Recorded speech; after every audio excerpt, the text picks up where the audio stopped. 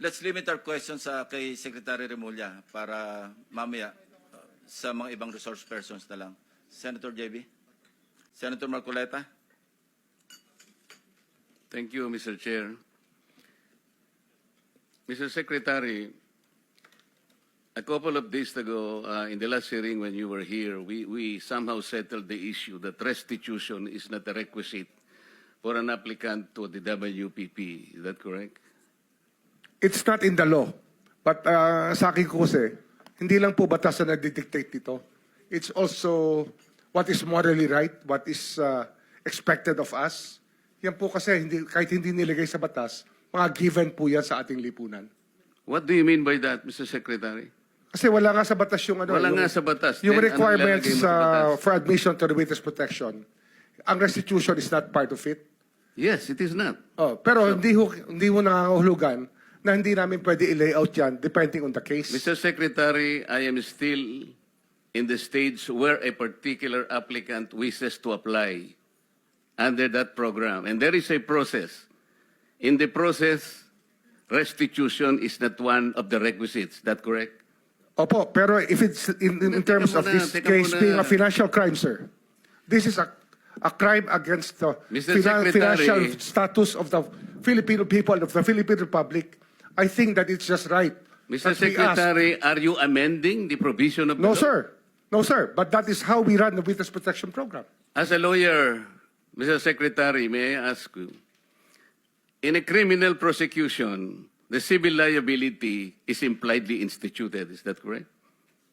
Of course. Kaya nga hindi naman nangangahulugan kung sakasakali na natapos na yung criminal prosecution.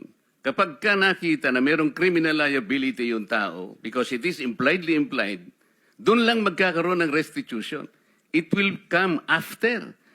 Paano mo sasabihin na magre-restitute ang isang tao? Meron na bang findings kung magkano i-restitute on how it can be restituted? Nag-a-apply pa lang eh. Huwag po ninyong babaguhin ang requisite ng batas, Mr. Secretary. I thought nung dumating ka dito, nagkaintindihan na tayo eh. Kaya nabablar ang proceedings natin eh. Kaya nga kinote ni, siguro, ang chairman kanina gusto kong ituloy ito, sinabi niya, nagpa-interview siya, na goodwill and sincerity should be done para i-test. Pwede ba yung ganito? I respect your opinion, sir. But It that's is not how, my opinion, it is in the law, Mr. Secretary. Yes, sir. Yes, sir. But I am operating. The arbiter Sir, is can I the speak, law. sir? May I speak, sir? Yes, you I'm are operating from the Senator Marcoleta, from the kindly allow vantage the point of the resource reason behind the law, sir. What is the reason behind the law? So that we can get justice, and justice can only be attained if there is restitution. So that is the principle behind all of these things that we are talking about now. Mr. Secretary, restitution will come after. It cannot be. So it can cannot come before or after, sir. It can come before or You after. cite the law that it come before. Wala nga po sa batas eh.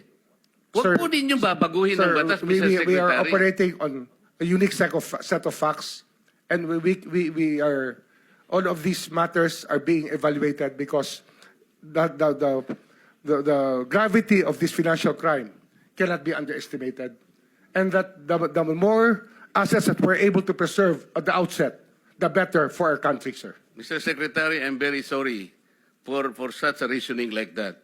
Alam mo, nakikinig I'm very ang sorry, sir. buong bansa. Also, sir, I'm very sorry too if you do not agree with me.